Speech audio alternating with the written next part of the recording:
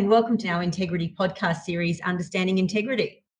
This 4-part series is brought to you via a partnership between the Institute of Public Administration Australia and the Australian Public Service Commission. My name is Rina Bruinsma. I'm the First Assistant Commissioner at the APS&nbsp.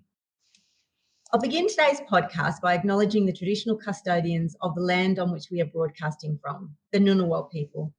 I would like to pay my respects to their elders past, present and emerging, and acknowledge the ongoing contribution they make to the life of our country and this beautiful region. So today's topic is external perspectives. We're going to focus on integrity, but as it looks like from outside of the public service.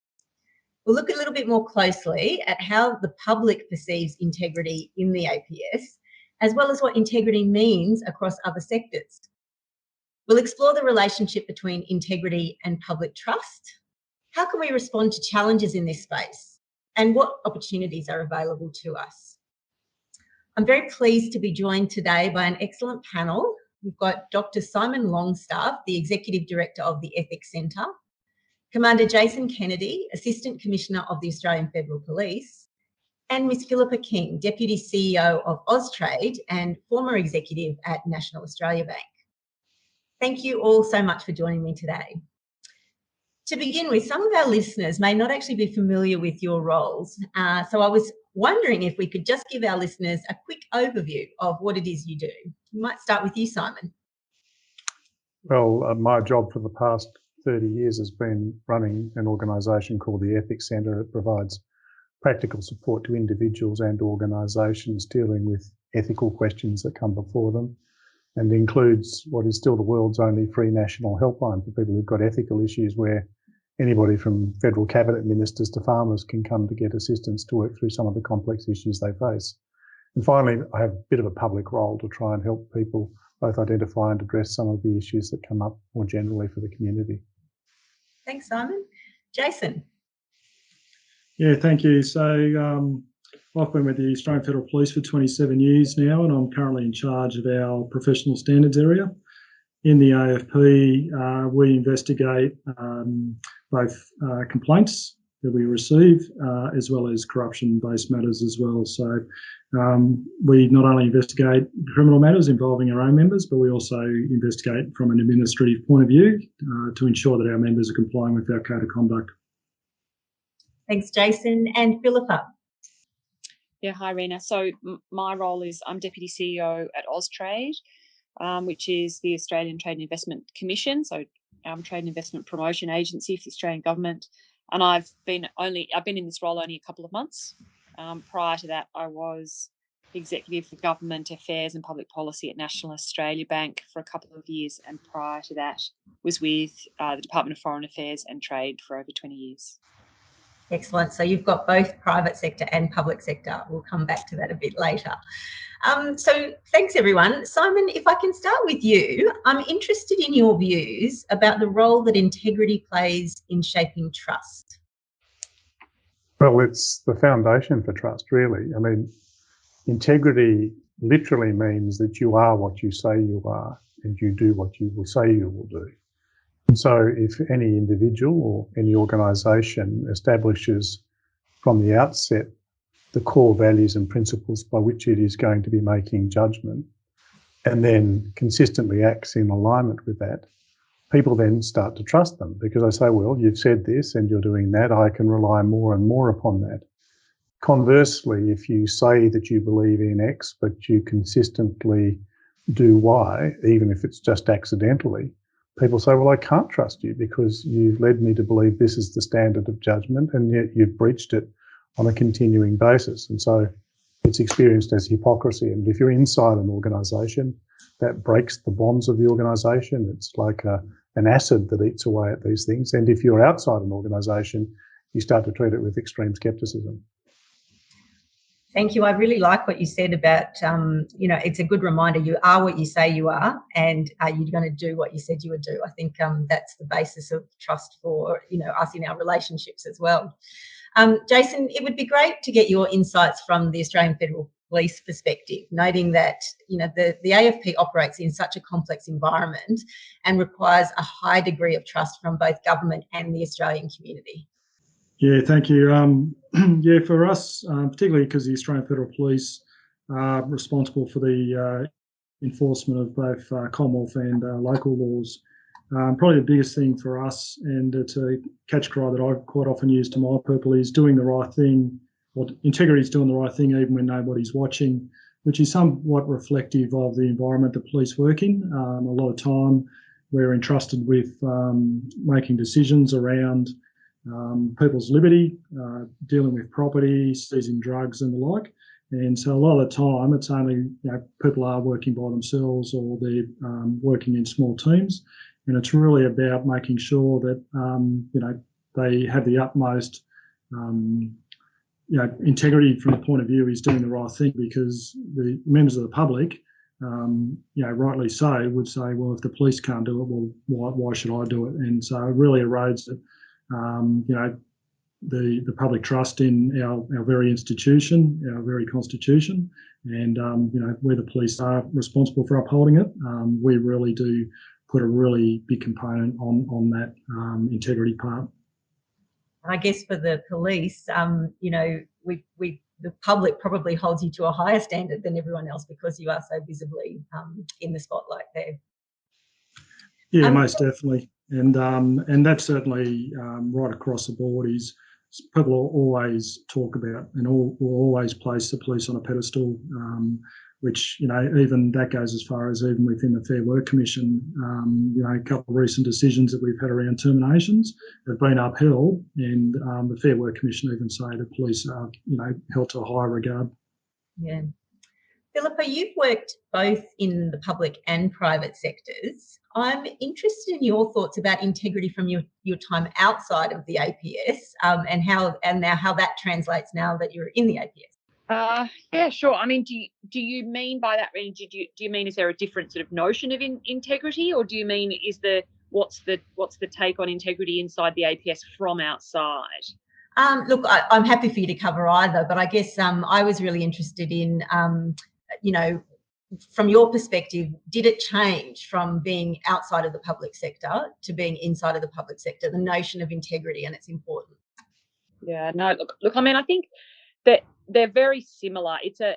I think Simon put it really well, and as he was saying it is absolutely, integrity and trust is about how an organisation is perceived, right? So whether you're a bank or whether you're the Foreign Affairs Department helping out sort of Australians in crisis, whether you're the Federal Police, whether you're the Trade and Investment Commission, Investment Commission helping, an Australian exporter or something, I agree totally with him that it is about being clear with the community and with the Australian public what you are and how you do things, and also that you'll do what you say you're going to do. And whether that's government or the bank, I mean, I think a lot of the issues that the banks had post Royal Commission or through the Royal Commission, and then with the findings of that, was that there was a perception that the banks were saying that they were one thing and doing something different. And I think, that it's all about integrity and trust is all about what the community's expectation is of you as an organisation, and how you go about performing that role in support of the Australian community and individuals. Thanks. I'd like to explore, I'll continue this theme a little bit with you, but what do you see as some of the unique integrity challenges for the APS? Well, I think Jason's point about being held to a higher standard is definitely the case for the police, but it's right across the APS. I think that this is part of the complexity that businesses have faced in recent times as well. There haven't been the same standards and expectations placed on business that the APS is used to, and there hasn't been the same level of transparency either, that the public service has become very accustomed to, and business is now starting to become accustomed to. So I think it is that notion that you are held to a higher standard, and that community and individual expectations of what the APS can deliver for people is very high, and it should be. It's a public institution. It's taxpayer funded, and I think people inside the APS are motivated in many ways by the fact that they're held to a high standard, and they're performing a function that is in support of the Australian community and Australian individuals, and the national interest. So I think that's the sort of particular challenge I think that the APS has in terms of the public perception of the integrity and the standards to which it should be held. Thanks, Simon and Jason. Any additional thoughts to add about the challenges for the APS? Let's start with you, Simon. Yeah, I think it's not so much a challenge. I think it's something about the institutional context of the Australian Public Service.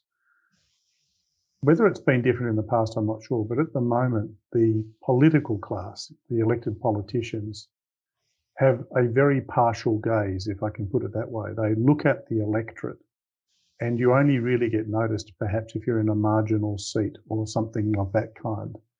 Whereas our government has to serve every single Australian, irrespective of where they happen to be located. And so you get the strange thing in the political space where you'll hear 3 mayors before the last federal election saying that they need to make themselves into marginal electorates just to be seen. But the Australian Public Service has to have a completely impartial gaze.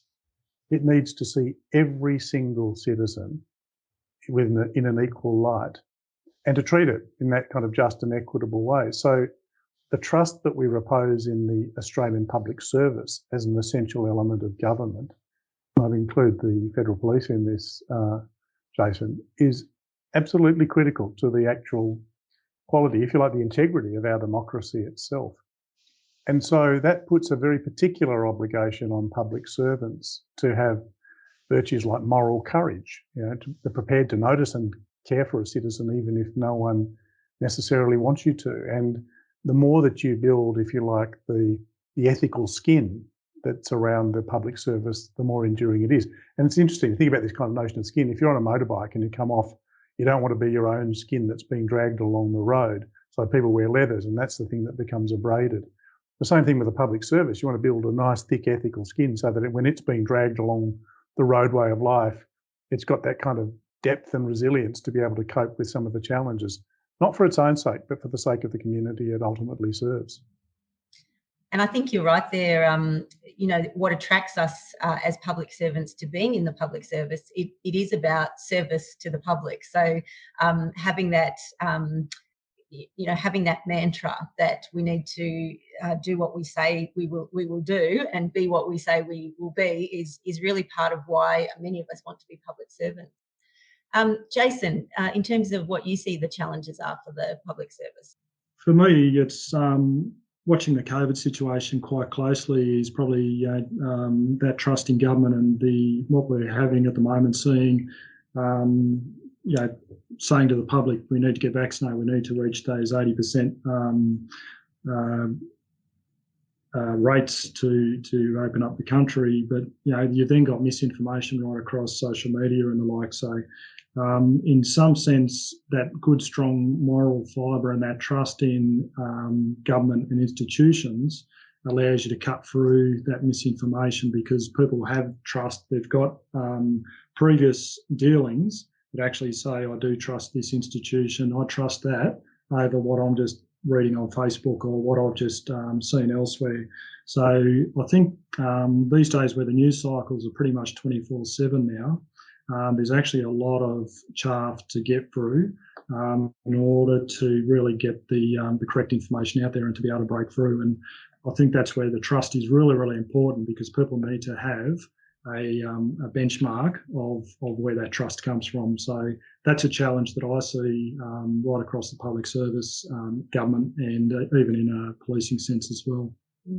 And certainly that's very different in Australia to what it currently is in other countries like the United States at the moment, where I think, in Australia we are coming to government for the source of truth rather than Facebook, but we've got to maintain that, don't we? I'll talk now about opportunities. So I'm interested in understanding what we can learn from outside of the APS. So Jason, you've noted that the AFP invests heavily in maintaining trust and works closely with APS agencies. Do you have thoughts on opportunities for the APS? So what's worked well for the AFP? For the AFP, we've got very much a strong integrity framework. So from the very first day that people join the AFP, they're inducted into what our framework looks like, and we've got a multifaceted framework. More often than not, people look at our professional standards area as just investigators who just investigate corruption and complaints, whereas for us, it's a lot more than that. And so a lot of the work that I've been doing in the last 12 months that I've been in this role is really getting out there and educating our workforce, because a lot of the time our people don't really understand where the conflicts of interest are, or they don't understand the moral dilemmas or the ethical dilemmas that exist in policing, and ultimately, you know, what it means to be held up on that higher pedestal of, you know, trust from the public.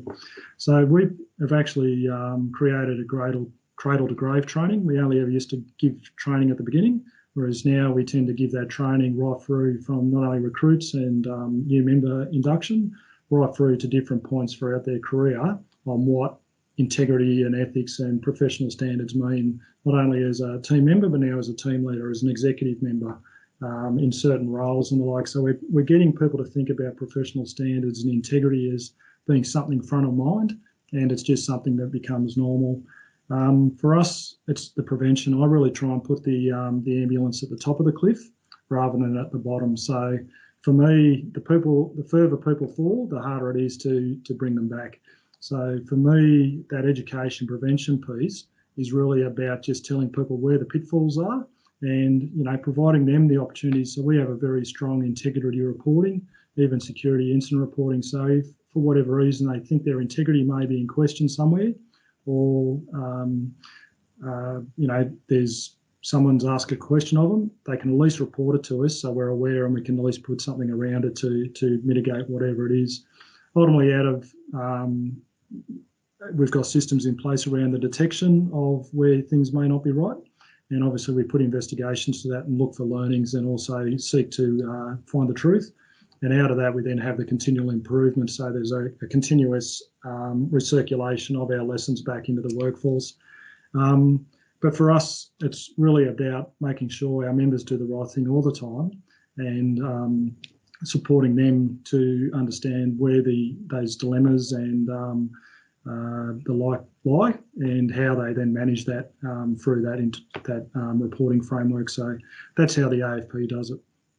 Thank you. That reminds me of, in our first series, the Australian Public Service Commissioner, Peter Woolcott, mentioned that, you know, developing an understanding and awareness of integrity is something that is, you know, we all have responsibility for, and it's a lifelong habit. So you can learn it and you can exercise it so that when you're faced with a dilemma, you actually know what to do.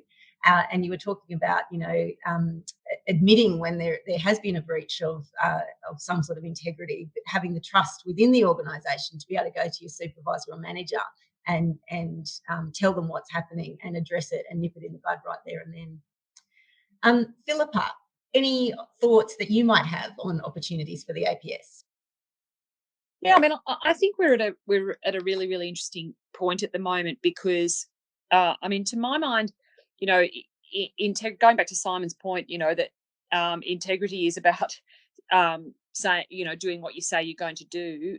To me, it's also about delivering, you know, and there is a really unique opportunity. I mean, given everything that's happened over the last couple of years with COVID, we're in a situation now where the APS really has quite an extraordinary capacity to deliver for Australians, whether it's, you know, stabilising the economy, whether it is, you know, achieving that vaccine rollout and getting those numbers right up, whether it's, you know, helping, you know, small businesses sort of stay afloat until things get going again. You know, the breadth and scope of the decision making throughout the APS as a result of the pandemic has been quite extraordinary. I think the public has seen that. I know from working in a big corporate during most of the pandemic that was really acknowledged very strongly at the bank, the extent to which the APS was having to respond and act in the interests of all Australians. And in fact, it was a really good opportunity for the bank too to work closely with the government. And the reality is that if you're doing that and you are actually, delivering with professionalism, that has a huge impact in terms of the public's trust, not just on the APS, but on private organisations, on community organisations. And it's not just about delivering; it's about the way you deliver. Deliver with professionalism, deliver with transparency, so that you're consulting with the right people. That you're taking people's interests into account. You're making it clear that that's what you're doing. So I think actually at the moment, the opportunity for the APS to really sort of demonstrate the professionalism with which it can achieve things and deliver for Australians is actually quite a significant opportunity that we've got and will continue to have for some time, I think. And so, it's really important, all the things that Jason is saying about that institutional capability, and sort of that making sure that is the framework with which people are acting and taking decisions, it is incredibly important, just because the breadth and scope of APS activity is so much broader than it has been in the past. Mm. Thanks, Philippa. Simon, where do you see the opportunities for the APS? Well, I'm really building upon what the others have already said. The first thing I think is that the Australian Public Service was, along with most other institutions in Australia, for a period of time drawn down into the black hole of compliance as being its principal response to the challenge of integrity. And so it was around rules and their enforcement and surveillance systems and things of that kind. And what we now know is that that does not work. It's not just that it's unpleasant, but it's largely ineffective in comparison to creating cultures in which people voluntarily want to do the right thing in the way that Jason was talking about it. But to do that, you've got to be prepared to do a couple of other things. The first thing, I think there's a huge opportunity to go beyond merely the rhetoric, but improve the reality about delegation, where you actually allow people to make decisions. And of course, for the police, the exercise of discretion goes very much to the old ancient role of the constable, and that's an essential element. But for other people, and including in some parts of the Commonwealth Public Service, they'll talk the game about discretion or delegation, but they won't actually allow it because people are genuinely afraid that if they make a mistake, the roof will fall in on them. And so I think there's an opportunity in the public service to be a little bit more generous with each other about the ability to make a mistake. And it's already been mentioned by Philippa about how you should be able to come forward and talk about that. But I'd reframe it in one last way, which I think is a huge opportunity. We've got used to speaking in recent years about having the benefits of a so-called speak-up culture. But I've increasingly come to be worried about that term. I think it makes it sound like it is a dangerous thing to do and you have to rally yourself to speak up.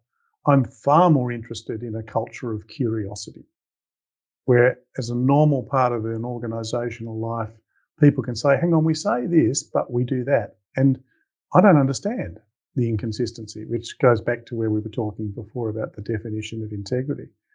And that merely by being curious about why we do what we do and how it aligns with statements around purpose, values and principles, you can unleash the ability of people to make responsible decisions and to wonder about their workplace without it necessarily being a fearsome thing to do.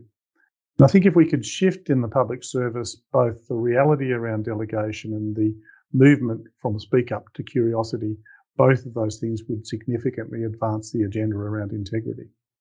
Thanks, Simon, and thank you to all our panel members today. I'll just do a little bit of a summary, I guess, of our external insights. So some of the things that I've heard and, I'll take with me after this, we've talked about that, integrity is the very foundation of trust. And I liked what you said, Simon, you are what you say you are and you do what you said you were going to do. That is how you build trust. Even when no one's looking. Even when no one's looking, that's absolutely right. Reflecting on the fact that it was something like COVID-19 has put us all to the test, has put the public sector to the test. People are watching, they are looking at how we respond. I'd really like to encourage all of our listeners to think about that culture of curiosity. So we shouldn't be afraid and we shouldn't think about integrity as this scary thing or speaking up as a scary thing. We should actually empower our staff to speak frankly in a safe environment and in an environment of trust. So, look, thank you to all of the speakers today. We've really welcomed your insights and experience. And thank you to all of those who are listening to us. I hope you enjoyed hearing from the panel. Our next integrity series is entitled Oversight Agencies. So I hope you'll join me Goodbye for now. The Integrity Series is brought to you by the Institute of Public Administration Australia and the Australian Public Service Commission.